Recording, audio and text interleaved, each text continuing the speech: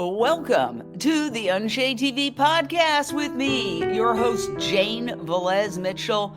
Guess what? Parrots need your help. They are in crisis right now. We're going to bring you a lot of breaking news regarding what's happening with parrots. Of course, parrots are one of nature's most gorgeous and captivating creatures, and that's why people want them as pets. But the parrot pet trade is causing unimaginable suffering for parrots. And now there's a growing push to stop the parrot trade and protect these highly intelligent, sensitive birds from exploitation. We're going to tell you about the latest moves to make this trade a thing of the past. Now, you're looking at various species of parrots here. We can tell you we're going to cover the African gray parrot, which is amongst the most popular bird species, and that's due to their ability to mimic human speech. Suriname is one of the biggest exporters of live birds. Now, experts and activists are going to tell us how we can stop the removal of parrots from the wild. Again, they really need our help right now. Harm to parrots in captivity is significantly related to their longevity and their need to bond to their flock. We see birds who have been in several different homes, and some of them not very good, and they come to us and their ability to trust is severely compromised. We also need to educate people about the fact that they are not good pets and they're much better served living in the wild. We are seeing parrots suffering due to the miseducation and misinformation spread by parrot traders such as pet stores and breeders. Many parrots are living short, unenriched lives, and many more are suffering from many diseases, including liver disease, due to the misinformation spread about their diets. It is time for this neglect to end.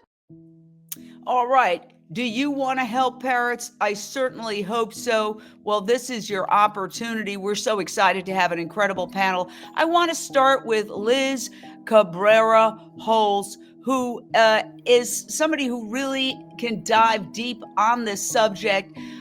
Liz, you are Senior Campaign Manager for World Animal Protection. What is the situation with parrots right now?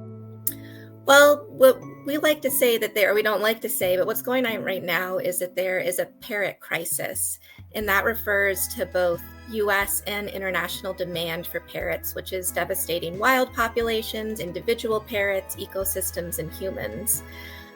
So from World Animal Protection's perspective, what we're working on is trying to reduce the demand by banning their sale in pet stores. By banning the sale, really we work on all animals right now. There's a real crisis with parrots because they don't belong in pet stores, and pet stores sell so many species of birds, from tiny finches to large parrots like macaws.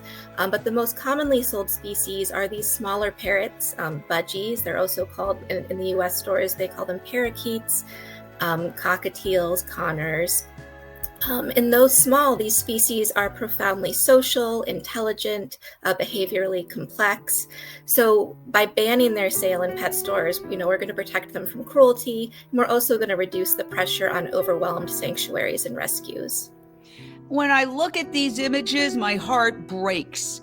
I'm frankly disgusted. And as I say almost every week doing this podcast, talking about some animal cruelty or another, I'm ashamed to be a member of the human race. Like, what is wrong with us that we have to take these spectacular animals and stick them in cages, and all because we supposedly like them?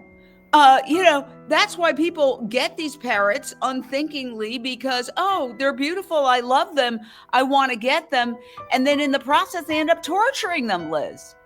That's right. And I think that's why we're so excited about the retail ban approach, because if you grow up seeing these parrots in cages in stores at strip malls across the United States, you're going to grow up thinking that it's okay to keep them in a cage.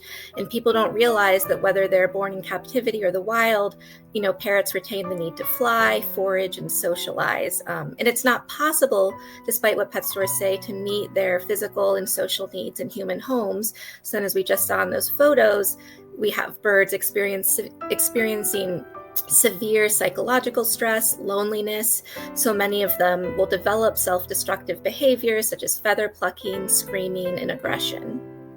Well, this is the sad imagery, and we want to show you some images of these birds when they are free. And it was really You know, I love parrots, but I've never really experienced them in the wild. And it's so extraordinary. You've got to see how parrots behave in the wild, and it really gives you a sense of how agonizing captivity must be. Look at this.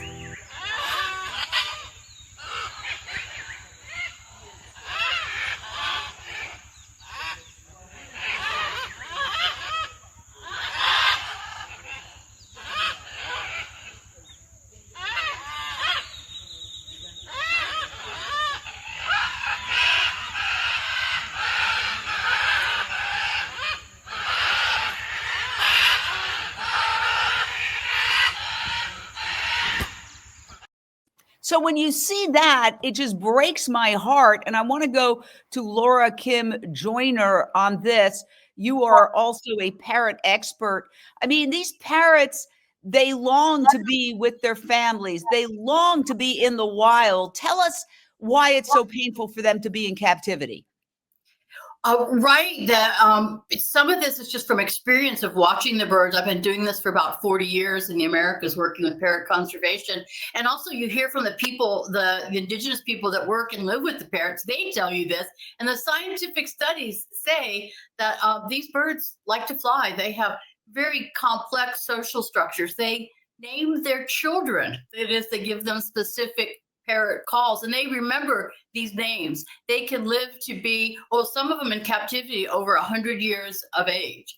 And so, and some of the macaws can fly up to 50 kilometers a day, and they can eat over 70 some different types of plant and insect and bark species. So, you know, it's sort of like when we say you put a bird in a cage, you're putting a young child in a cage. They have the intelligence of about a 5-year-old, and they have that kind of energy. When you look at young macaws or young parrots of any age, they don't stop moving. They don't stop talking. They're like children. They're wired. Their brains are being wired to learn everything that they can, and they need to learn a lot because they're going to live a long time. And so when I see birds that have been raised in captivity and in cages, it's like I'm seeing a different species. My heart aches. It's like they're on, we might even say they're like on the spectrum. Their brains have not developed. It's like they're not even really a parrot. They are a projection of human desires. And it's heartbreaking to see. When you see them here and then you see them in captivity, it's nauseating. And here's my message: empty the parrot cages. How are we going to do that? Now, this has all been brought to me thanks to Justine Block, who was on our panel today. And she is an attorney, and she's been tracking what's been happening with the whole crusade to get birds, along with other animals, out of pet stores.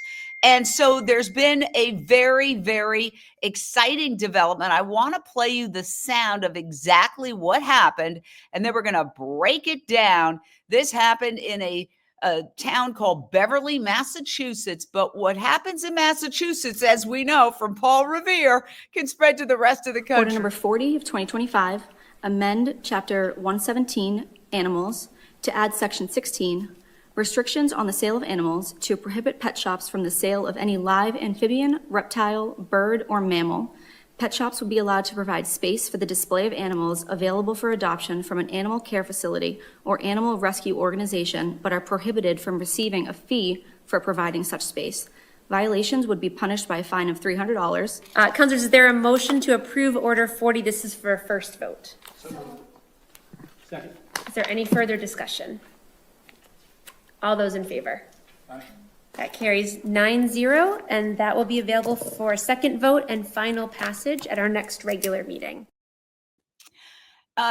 Justine Block, thank you for bringing that to our attention. And we understand that this did get final approval. You can see here from a news bulletin, and that now this is the 16th municipality in Massachusetts to pass a pet store ban. This one specifically includes birds. What is the significance of that? This is huge news, Jane. We're really excited about this recent victory in Massachusetts. And the ordinance that you just watched there get passed is is much broader than what we have now in California. So in 2017 in Cambridge, Massachusetts, they were the landmark city to pass a broader ban beyond cats and dogs. In California, we also protect rabbits.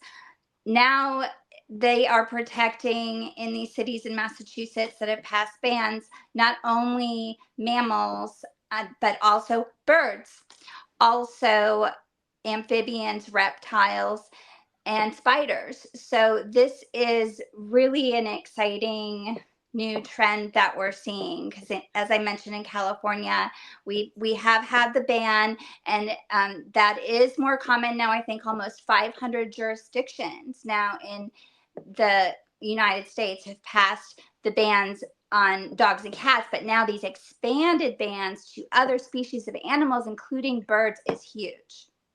Well, I would think that California would be one of the first places. West Hollywood was the first to ban fur.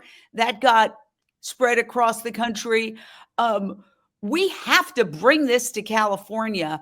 I personally have seen flocks of escaped parrots in Culver City. I saw it with my own eyes, or I wouldn't have believed it. I went to visit a friend, and I was hearing a lot of macaw-ing, and I looked up and I saw these animals. And now she's no expert, but she said those are parrots, and we believe that they are either the escapees or the descendants of escapees. And one of the reasons that could happen is because, well, it's a climate in California generally, not always, but generally, where they could survive in the wild. But people I shouldn't say the word, people buy these animals and take them to all sorts of places that get bitter cold. So if they escape, they're dead on arrival. What can we do to make sure that this incredible bill that passed in Beverly, Massachusetts, spreads across the United States, so that we will never walk into a pet store and see any bird, but particularly parrots, but any bird, Liz, being put for sale? So we encourage grassroots groups to start working on this issue. World Animal Protection has a toolkit on its website with advice on passing expanded retail pet sales bans. We have policy one-pagers on various species, including birds, that are designed to use with legislators. And we have a one-pager that breaks down the issue, also designed for legislators. So as Justine said, Beverly, Massachusetts was the fourth. Cambridge was the first in 2017. There's also a ban in Arlington, Massachusetts, as well as Washington, D.C. So we think this is going to continue to pick up speed. Also exciting, a bill was introduced into the Rhode Island legislature that would ban the sale of parrots from breeders and brokers and pet shops. And we just think as more and more people become aware of the parrot crisis, and other crises with species. I'm sure many listeners heard about New York City and other cities banning the sale of guinea pigs in pet stores. I think as people's circles of compassion grow, we're just going to see more and more energy around this issue. And you're looking at images of these injured parrots. Look how pathetic. I mean, they've plucked out their feathers. Almost every single photo we have here is the animals have plucked out their feathers, and some of them, it's really hard to watch. There's a hole there. That parrot has a hole. Look at this one, completely shorn of feathers. They seem tortured. Obviously, they're craving. They have an innate desire to fly. I have to say that Hollywood is not providing a solution. Just so happens last night, usually around 10 o'clock after I finish working like 12, 14-hour days, I watch a half an hour just to relax and go to sleep. And I was watching a show that was a period drama from the 19th century, like Victorian England. And sure enough, they're introducing birds in cages into one of the early department stores. And I was like, oh my God, I'm seeing an example of why this happened last night. I couldn't believe it. Or maybe I'm just aware of it because I knew we were doing the show today. But the whole idea was that the episode was centered around selling birds at a department store, and ha, ha, ha. And anytime the birds appeared, the funny music would show. And it was just like harmless fun. And, I was looking at it after having read about the parrot crisis and the bird crisis, birds in pet stores. And I'm like, this is not harmless fun. And it's irresponsible for Hollywood to portray it as harmless fun. And it actually made me very angry. What are your thoughts? I'd like to go to Laura Kim Joyner on that one. Right. One of the things that people can do and to think about is that this is just not a problem in North America or industrialized countries. This is a problem that goes deep all the way back to where the birds are from. And so we want to be able to tell these stories so people go, well, not only do birds, we don't want to see them in cages, but it's hurting parrots where they are. For instance, 30% of the parrot species in the world are endangered, and over half of them are in declining populations. That we just don't see some of these parrots anymore in any of these countries of origin. And then the indigenous people and the people who live there are losing their parrots. So it's like a colonialism extraction mentality to say, well, we want birds where we are or in the city, and we're going to take them from you all. So they're losing their spiritual and cultural pieces. And it's dangerous work to protect the parrots. I've had friends who have died protecting parrot nests, and it's all because someone somewhere in the world wants to have a parrot in a cage and be able to have company and beauty and all the things that people are attracted to parrots for. And by the time they get to somebody's home or collection, 9 out of 10 have already died or suffered along the way. So even if you have a parrot that's 4 generations removed, your entertainment, your satisfaction, your company is still connected to that harm that is continuing throughout the world at this very moment. And then as birds come into the United States or into other countries, they are incredibly abused before they even get to pet stores at homes. There was just a big confiscation in Southern California in early February, about 268 species. 50 were dead at the scene when they went to go do this confiscation. So it's just tremendous harm at all levels. The people in the sanctuaries whose hearts are broken, the people, the conservationists who are losing their lives protecting parrots all the way back. This is a poly crisis. It's, yes, parrots, but it's people and it's ecosystems, because parrots are the seed dispersers. They fly around with seeds and they plant. They are the farmers of the forest. We need them. And we need to say, perhaps the world needs them more than we need them in our pet stores and in our homes. Well, and the thing is, this is happening, as you mentioned, as the panel has mentioned, to so many species. Oh, it seems like all we can do as a species is torture other species. If you look at what's happening to the wild-caught monkeys for ridiculous animal experimentation, they're also threatened with extinction because we're capturing these animals from the wild and putting them in cages and taking them, to laboratories where they're being tortured. And then, let's face it, 95 or more, 99% of experiments that work in animals don't work in humans because we don't have tails, and so, to use the most basic example, dogs are allergic to chocolate. I'm definitely not allergic to chocolate. Sometimes I wish I were, but I'm not. So, there are things that will make dogs very sick that don't make humans sick, and vice versa. And it's happening to wild-caught monkeys. It's happening to birds. It's happening to parrots. It's happening to all sorts of species.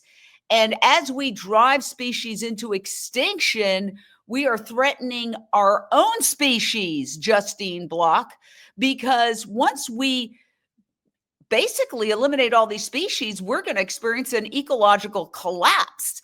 And it seems like we just are not smart enough to appreciate that when we torture these animals, we are hurting ourselves as well. Your thoughts? Absolutely true. There are things that we can do in the animal rights community. We are overwhelmed with so many issues today, and that's why I really appreciate that the parrot crisis is brought up to the forefront so that we can learn more about this individual issue and what we can do. One is to share information about the harms to the parrots that are happening now and to other species. Secondly, is get involved with these local campaigns. I saw a billboard 2 years ago about the LA Pet Fair, and that is what inspired me to go, wait a minute, what's going on? There are pets sold at these giant expos, one big building of birds, one giant building of reptiles, and another of aquatic life at the fairgrounds. So I talked to activist friends, reached out, used the toolkit that Liz had mentioned earlier from World Animal Protection. And we went and did outreach at the pet fair and handed out flyers. The campaign was supported by PETA, People for the Ethical Treatment of Animals, In Defense of Animals, and LA Animal Defense League, as well as other local organizations, Animal Alliance Network. And we all came together, and it just was important to get that information out to people. And a lot of folks didn't know, oh, I can actually go to a rescue or a shelter to get a bird, because we would hand out lists of where people can adopt instead of buying animals to support this very cruel, harmful industry. And so that makes a difference to in any way that we can get the word out and join campaigns. And I do want to just say one last thing about the particular campaign I'm mentioning is that I collaborated with In Defense of Animals, which supported our campaign. And we asked the County of Los Angeles Board of Supervisors, please stop these pet fairs. It's on the fairgrounds, which is county property. They can stop these pet fairs. They can ban the sale of animals at the pet fairs. And that's what we're working on. We have over 10,000 supporters that have sent communications to the Board of Supervisors asking them to stop the sale of the birds at fairgrounds. So what's next? Oh, what can we do to make this more effective? Because we have the solution. We know that it's possible. Beverly, Massachusetts, way to go. You passed this law. So what are we doing to make sure that these laws are passed across the United States? Because let's face it, Beverly, Massachusetts is a small town. I never even knew there was a Beverly, Massachusetts until yesterday. So yeah, what's the plan, Liz? How can we get this coast to coast? I have a couple thoughts. One, if you're really interested in the parrot issue, I would encourage you to check out the International Alliance for the Protection of Parrots, which is doing a lot of great organizing on this. And if you get connected to that group, you'll be connected to lots of advocates who are working on this. If you live in Massachusetts, I'd encourage you to reach out to the MSPCA, the Massachusetts Society for the Prevention of Cruelty to Animals. They were the driving force behind the first ordinance in Cambridge, Massachusetts. And the little notice you saw about Beverly, that was from their website. And if you live in another part of the country, reach out to me, reach out to World Animal Protection, and we can also get you plugged in to campaigning. And yeah, we're just excited to support it wherever this pops up in cities. In terms of bringing it coast to coast, I think we would love to follow the model that we've seen with puppy mills. As Justine mentioned, there's about 500 cities in 8 states who have banned the sale of dogs and cats and sometimes rabbits in pet stores. And that's in order to shut down puppy and kitten mills. We would love to see people take this on at the local level. And then as it grows, we can bring it to the state level. And I would also encourage people not even to just stay focused on birds. If you're going to work with your local legislator, consider including all animals. Though I know today we're focused on birds because they are in such dire circumstances. But this is the thing that overwhelms me. Yes, it's birds, but it's also monkeys. It's also guinea pigs. It's also every other species. And we know from the World Wildlife Fund, we're barreling towards extinction. And it's one of the 9 boundaries when we experience complete species extinction, which we're basically on the road to doing. There's no turning back. You can't go to Amazon.com and order more species.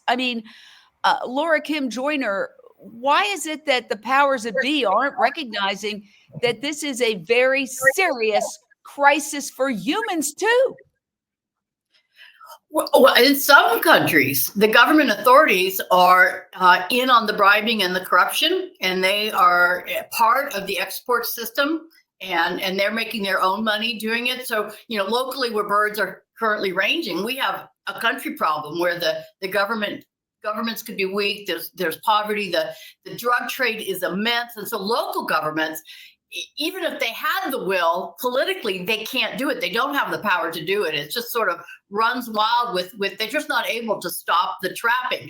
And that's why, so many of us who work with wild parrots have come together in the International Alliance for Protection of Parrots, in Lordos Sin Fronteras, Parrots Without Borders. These are American Spanish-speaking organizations are saying, we can't do it. We don't have the governments that are strong enough to do it. It's too immense. It's too much in the cartels. It's too many wealthy people in Asia coming here to buy the parrots. We just little people. We can't stop it. Our governments have to stop it, and they're not doing it. And that's why at the same time that we're doing the legal structures and the pet store bans and all of this, we have to change the world ethics that it's not okay to have birds in cages. This is too long, too slow. We need to do all our emergency work to save parrots now too. But it needs to be sort of like the orca whale or like the chimpanzees. It is not acceptable to put wild animals into cages, into captivity. It's not the way that we need to do this. And it's a huge change in environmental relationships with humans. We have, everything has to change.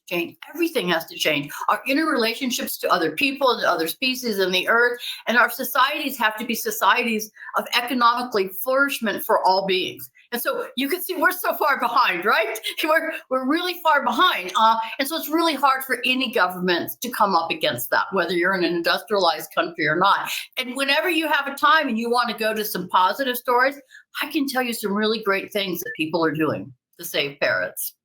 Well, yeah, I like to be positive, but also it seems that we're racing the clock. If these animals are going into extinction across the world, if there's, you always have to follow the money, unfortunately. And that's why there has to be, I think legislation, because if these stores think they can make money by selling birds, you got to know that they're going to try to sell birds. I mean, we've gone through this with puppy mills, thank God. Again, West Hollywood leading the way with a lot of these types of bills. You're not able to sell puppies in that municipality. It has to be dogs that come from rescue. So I think that's the out, that people can still see these animals at the pet stores if they come from rescues. But do you really want to give a parrot to anybody? I mean, shouldn't there be like relocation of all these animals back to the wild? Or is that not possible because once they've lived in a cage so long, they won't be able to survive in the wild, and it's just not practical to take a bird who's been living in a cage and suddenly transform that bird back to Latin America or Africa or wherever the bird came from and say, go free. I think that might be a little fantastical, but I'd like to hear Liz's thoughts on that. Is that once these birds are here, we need to take care of them. That's why something we haven't really touched on yet is that the bird rescues and sanctuaries are in crisis too, because the average bird guardian is not prepared to meet the bird's needs. Behavioral problems with birds, financial difficulties, life changes for humans. We now have birds flooding rescues and sanctuaries. And not many accredited bird sanctuaries or good bird sanctuaries exist. Many shelters and rescues don't even accept birds. So Foster Parrots, which is one of the largest accredited parrot sanctuaries in the US, which has provided some of the photos we shared with your team, is inundated with surrender requests. They receive something like 700 to 1,000 requests annually, and their executive director, Karen Windsor, has described the volume as soul-crushing and overwhelming, yet we still have the pet industry flooding the U.S. with baby birds every year. And I'll pass it to Laura Kim, though, to answer your question about rewilding birds. Okay, yes, Laura. Right. So first off, morally and ethically, the birds need to go home. right? They don't belong here. They belong with the people and with the ecosystems. They need to go home. It is very much a challenge. One is the governments with the legalities and the bureaucracy and the money to actually take the birds back and let them go. And some birds can come from being all the way from being talking English and Spanish and never seeing a wild parrot to actually, having mates and raising young in the wild. It can be done. It's extensive and it's expensive to be able to do this. However, the bureaucracy and the threat of disease to move birds that have come from all over the world, we mix them up into, let's say, the United States or Europe, and then we take them back to a country where there's still free-flying parrots, we're asking for trouble. And so it's a very complex piece. However, people are trying to do that. There have been some rescues in Southern California, birds that came out of areas where I work in Nicaragua and Honduras, and the governments were willing to take them back. The people were willing to do their own money and volunteer to have them come back. The birds were isolated and raised to be wild birds in Southern California. There was no risk of disease, and we couldn't get our governments to send them back where they belong. And so we have a stopgap there, even if it's just as a symbol of some very special qualities of birds that can go back, that are wild, that do not have disease. For our own hearts and our own spirits, we need to send those birds back and say they should have never left their home in the first place. Oh, you are so right about that. But I mean, the practicalities. I think we need to, Justine, get some maybe celebrities involved in this. We need to make it something that everybody's talking about. But part of the problem is there's only so many celebrities that care about animals, and there's so many animals being tortured, animals tortured in the factory farm system. We just covered that last week with some horrific footage, animals tortured for animal experimentation, animals now being tortured for the pet trade. It's really hard.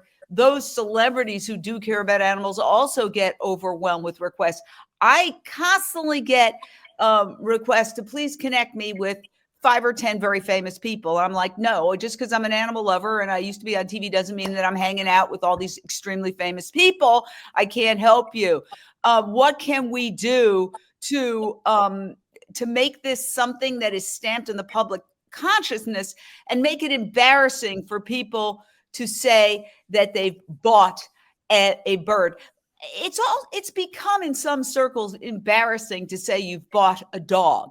I think people are waking up to the idea that these papers are not worth, my dog has papers, that's almost a sign of like you have a low IQ. Well, we do see on social media viral posts of people that have gone to pet shops and seen birds languishing for months with price tags on them over $1,000, sun conures, for example, and they raise money to buy the birds and say they've rescued them from the pet shop somehow. And these kind of posts go viral, people saying, oh, you've saved the bird that was languishing. I mean, our hearts go out to these poor birds you see at the pet shops, confined, not able to exhibit their natural behavior, not able to fly.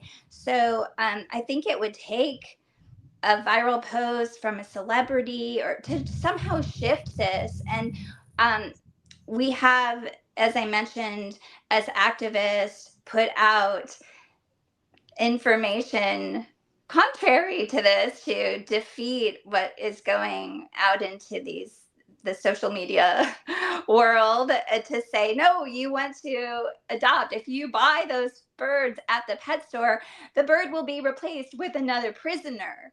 It's not helping the birds to buy them. It helps to, if you really want to have a feathered friend, to adopt from these overwhelmed sanctuaries. And unfortunately, oftentimes the birds that are purchased at pet shops end up abandoned, further overwhelming the rescue industry. As Liz mentioned, it's already very, very much a crisis at this point. So we have to stop the demand. We have to deal with the demand. It would be great to get celebrities involved. I do just want to add one other thing, because you mentioned West Hollywood, is that we have asked West Hollywood to take the initiative on this again. And with Mayor Byers, she had introduced an initiative at the city of West Hollywood last year that was unanimously moved forward by the city council. They directed the city attorney to draft an ordinance similar to the one that Beverly adopted, which is broader than the ban on the cats, dogs, and rabbits, to include birds, other mammals, reptiles, amphibians, and arachnids.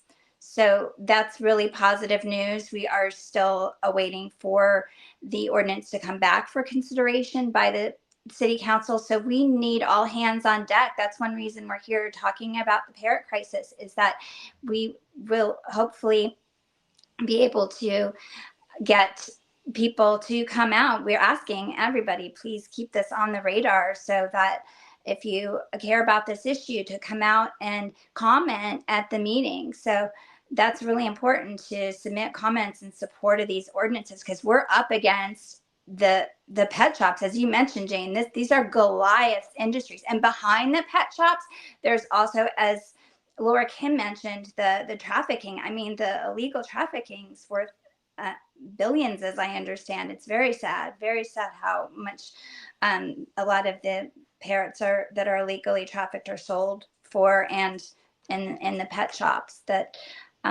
there is a lot of money involved. So we need grassroots major support to get these initiatives passed, the bans passed, as soon as possible.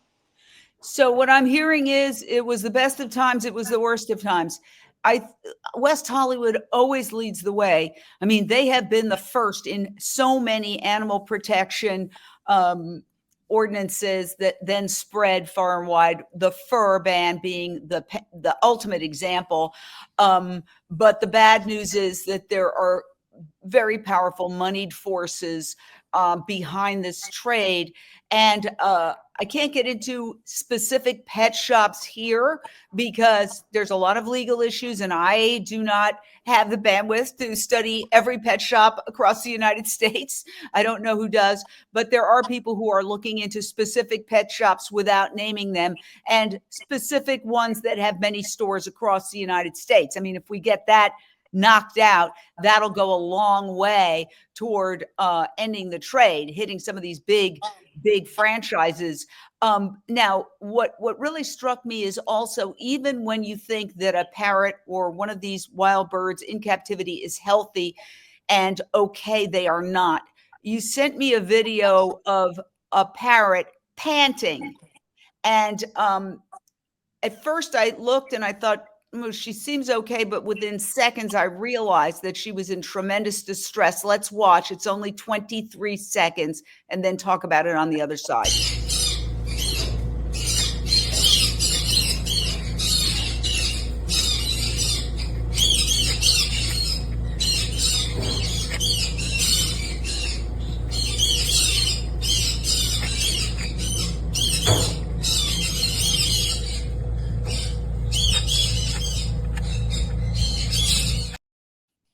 That's really sad.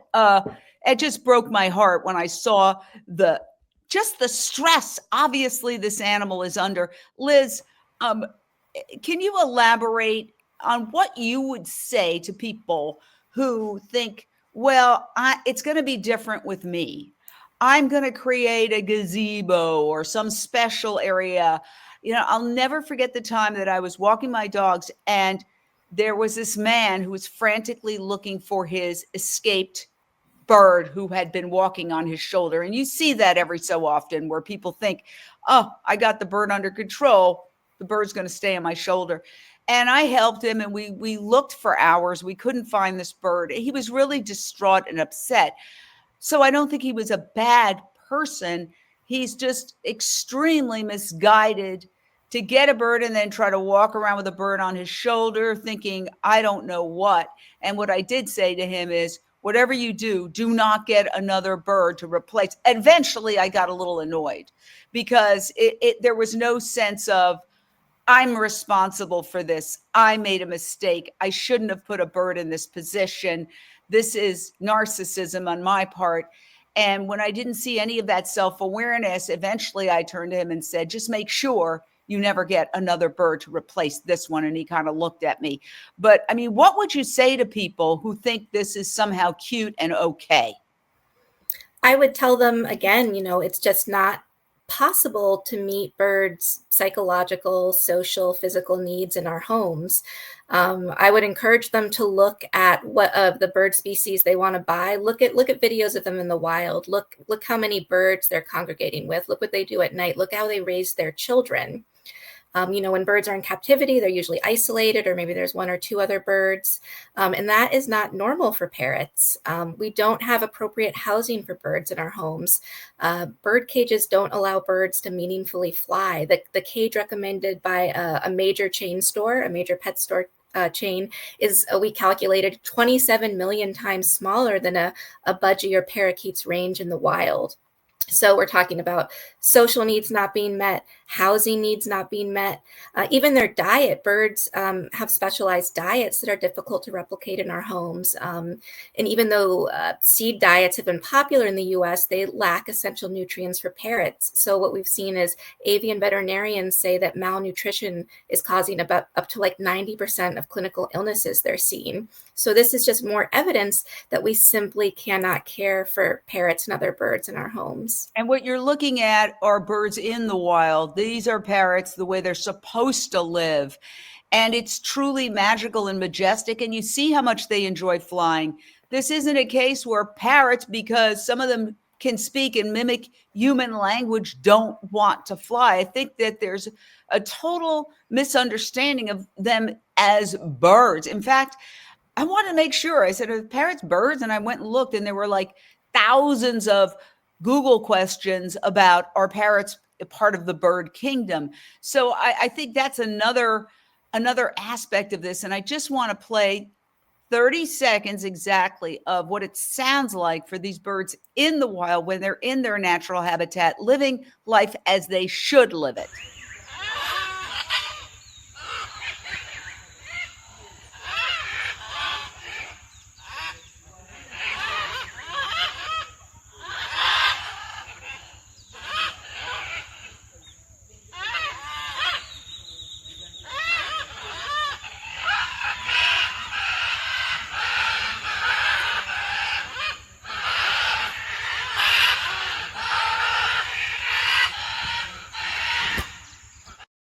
And as somebody said, it's not okay. Birds want to be free.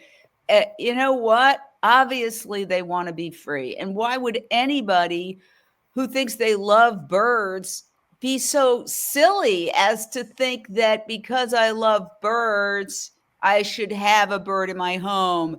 Ditto for fish, ditto for all these animals. I remember seeing a fish once that was basically in a tank the size of his or her body, going around and around. I go, oh my God, it's torture to even just look at this poor animal.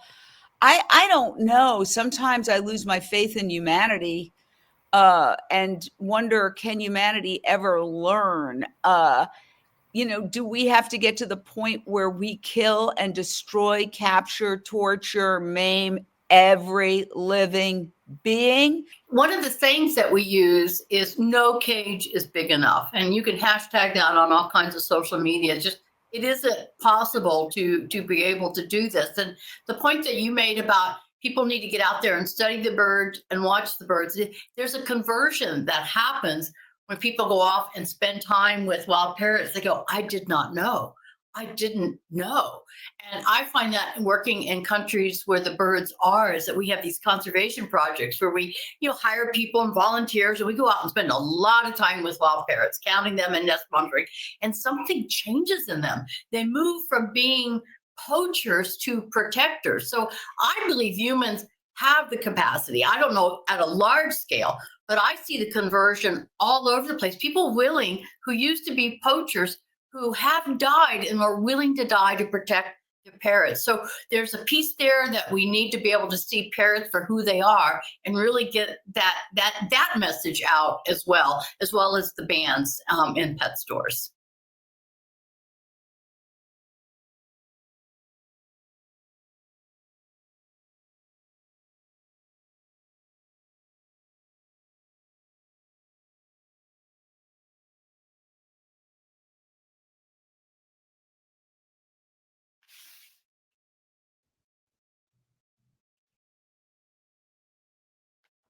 Oh, so sorry. Yes. No cage is big enough. That is the best hashtag because people will always say, can I get a bigger cage? That is what people will say. Can I get a bigger cage? So what is your response, Justine, to this concept of people always wanting to say, well, it's just a matter of getting a bigger cage? I think that is a great hashtag. I think this is an important campaign. It's so true. It's only a few generations of the birds that have been kept in captivity. It's not like the longer domestication of dogs and cats. They want to fly. They have wings to fly. They want to flock. They want to be wild, and it's better to prevent the poaching and to deal with the demand side as far as educating folks and to deal with the breeding mills. You had mentioned the health of the birds earlier, Jane, and I did want to address one aspect I'm not sure has been brought up yet. With most pet birds are from the breeding mills, which is there's just so many aspects of the cruelty about the breeding mills, not very different from puppy mills, where there's rows of cages. And one common industry practice is parental deprivation, where the hatchlings are taken from the parent birds too soon in these breeding mills, and they're hand fed with the purpose being for the parents to breed more, because we talked about how this is a profit making enterprise. They don't care about, I'm generalizing, but there isn't the care for the birds in this particular practice. It's very inhumane, and it results in behavioral and health problems later on for the birds because they're hand fed, and oftentimes there's a lack of training to the people hand feeding them, and they develop health problems. So maybe the experts can speak a little bit more to that practice, but I just learned about it, and so that's just a whole nother reason not to buy birds. Just when we think we've heard everything, now we have this other issue of, oh, these birds are being bred in captivity in large numbers. So, Liz, how do we deal with that? Yeah, so to your point about how we make this an issue, I think one of the ways is telling people that these birds are bred in mills, just like there are puppy mills, there are bird mills. Budgie mills are the most common. Again, they're called parakeets in the US. There's also guinea pig mills, bearded dragon mills, betta fishes mills. And in the mills, as Justine said, we're talking about thousands of parakeets being kept in rows of barren cages, like inside barns and warehouses in Oklahoma and Texas. We've seen from investigations that groups have done, we've seen severe cruelty. Also now the USDA is now inspecting bird mills. So I saw one inspection report from a large budgie mill in Oklahoma that found multiple dead birds inside a barn that had a heat index of like 110 degrees. Oh, Obviously, birds were showing signs of severe heat distress. And I want to jump in and say these USDA investigations, they never do anything with it. I mean, was that place shut down? I would guess no, but No. I'd like to be wrong. No, it wasn't shut down. So what we're going to see, so this is new. For many years, there's a lawsuit. It's a long story, but for many years, the USDA was not regulating bird mills. They are now, and that's good in terms of we have more data to show legislators why they need to be shut down. But it's bad in the sense that it's not going to change anything, right? We have puppy mills. We know well, they're all bad actors, but we know just how bad it gets at puppy mills. And now we're going to have that data. But you're right. I don't think we're going to see a change in the industry from this. Well, I mean, that's the problem is the USDA doesn't do anything. Every single undercover investigation that we've ever covered at a factory farm, the USDA is there and they don't see it, see no evil, hear no evil. And then even when it is written up, there's no action taken. There's no prosecution, even though that there are animal cruelty laws that are being violated. So, we've got a completely careless, uncaring system. And all it is paperwork, and they do this paperwork, but if you don't act on it, what difference does it make? And you know, that's when the news media has to come in, and even they are often cowed by the idea of offending a big company that might be an advertiser. But in a case like what you mentioned, where there was this horrific parrot or bird breeding facility, that's a news story. Were you able to get the local news to cover it at least? I believe PETA was the one who first exposed that, though I'll say these inspection reports are all available online for anyone to look at. And I think PETA's done a great job at getting that media, getting the media attention when these things come out. And so we all need to be continuing to monitor the inspection reports. We also need to be tracing the supply chains to see where these birds end up, so we can start holding the companies that are profiting from this cruelty, start holding them accountable, just like we've seen with pet stores selling puppies. You know, you trace it back because while nothing maybe too egregious is happening in pet stores, though oftentimes it also is happening, you know, the cruelty is hidden. That's the way the system's set up in the United States, and we need to expose that cruelty. I like that for a hashtag. The cruelty is hidden, because a lot of people in the United States love to point to other countries and say, look what they're doing.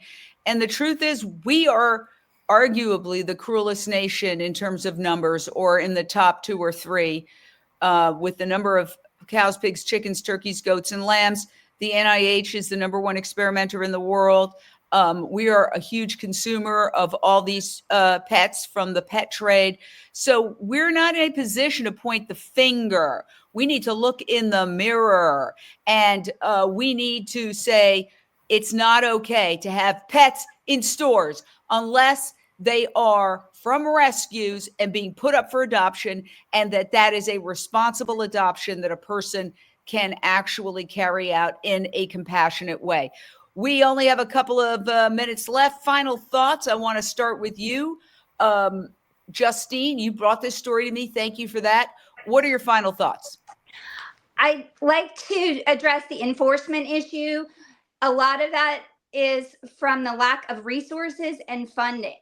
So I think as a member of the public, it's important to push for more funding and more resources allocated to enforcement of the animal protection laws.